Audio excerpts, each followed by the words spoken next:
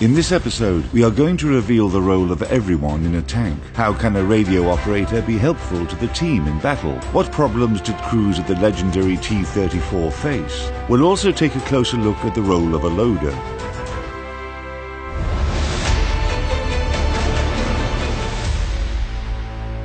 The crew is a team of professionals, and their combined efforts turn tanks into a universal device for solving tasks on the battlefield. Tankers perform several functions that can be distributed to different crew members or done as a team.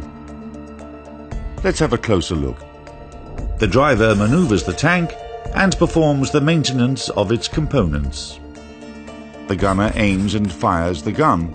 The loader loads a round of the type needed into the gun barrel. The radio operator is responsible for communicating with other tanks, the headquarters and other troops. The tank commander performs general management of the tank, including selecting targets to fire upon. Besides this, someone takes care of the secondary armaments, like machine guns. And all of them have to watch the surroundings and the enemy. The crew is more effective if these tasks are optimally distributed among the tankers. This means that everybody's busy doing their own thing, but it doesn't always work that way. For example, the Renault FT-17 crew consisted of only 2 people. The driver, who drove the tank, and the gunner, who sat in the turret and was responsible for everything else, including the commander's work.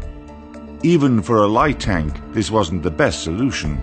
But let's remember that the FT-17 was a revolutionary tank, the first vehicle to use what we now call classic layout. For tanks like this one, they had yet to find the optimal number of crew members.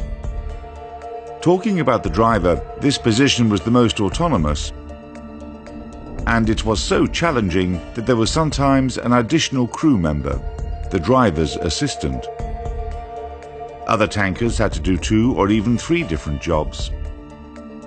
For example, in the legendary Soviet T-34, the commander also worked as a gunner. And it wasn't until 1943, when the T-34-85 appeared, that a gunner joined the crew. The gunner position was born when they started mounting large caliber guns on the tanks. Working with heavy rounds required not only physical strength, but also special care. There are various shells, and you have to load the ones suitable for the chosen target. In addition, some shells required extra handling before being fired. For example, the loader set the fuses to lay for an HE shell, depending on the target it was going to strike. In the tanks and SPGs with separate loading or large caliber guns, there might be 2 loaders. The radio operator usually took care of the machine guns, and that's why this position is often referred to as the radio gunner. He could also man the radio station or help the driver. Sometimes the commander also served as the radio operator. Thus, a typical crew for a medium tank during World War II and later had 4 or 5 members. Only the light tanks like the Soviet T-60 or T-70, the Japanese Type 97 Teikei, or German Panzer I and II had fewer crew members. The multi-turreted heavy and medium tanks, which were produced in various countries between the First and Second World War, are different. Here, the number of crew was determined by how many turrets with guns they had to operate. A Soviet heavy assault tank, the T-35, had 5 turrets with guns and machine guns. As a result, there were 11 crew members. After World War II, an autoloader mechanism was invented. So, the number of crew needed was reduced by the loader. The Soviet tanks, starting from the T-64, which was produced from 1963, had a crew of 3, a gunner operator, a commander, and a driver. There are also widely known French tanks with oscillating turrets, the AMX 1375 and 1390. The construction of its loader mechanism differed from the carousel type that Soviet vehicles normally used, instead using a revolving type. 2 drum loaders with 6 rounds each. After they were spent, you had to leave the battle and reload. The autoloader is a useful thing for a tank. but out of all modern mass-produced tanks, it's only used in the Soviet vehicles and on the French Leclerc. Nevertheless, the tendency to automate armoured forces has been around for a long time, and sometime soon we may see a fully functional and universal tank going into battle remotely operated and without an onboard crew. You are asking a lot of questions about all the crew members, but the one you are most interested in is the loader. So it's time to tell you about the most physically demanding work inside the tank. The rounds for the tank's gun are placed in special storage. The storage is mounted in such a way that there are always some rounds easily accessible for the loader.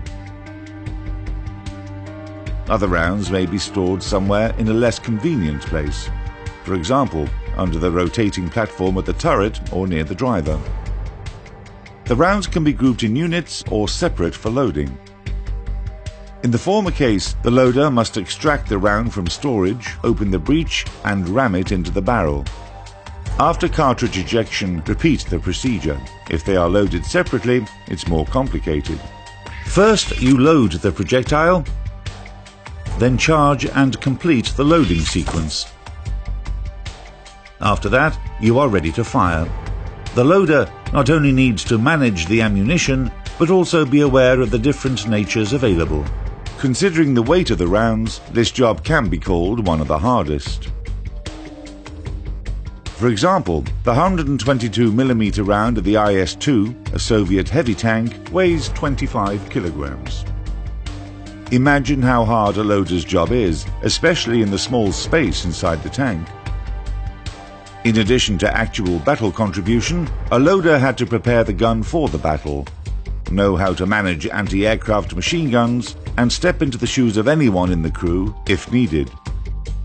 Every man inside a tank is an important component. There are no minor roles inside the tank, and everybody is worth their weight in gold. Only great teamwork can turn a silent vehicle into a dangerous weapon on the battlefield.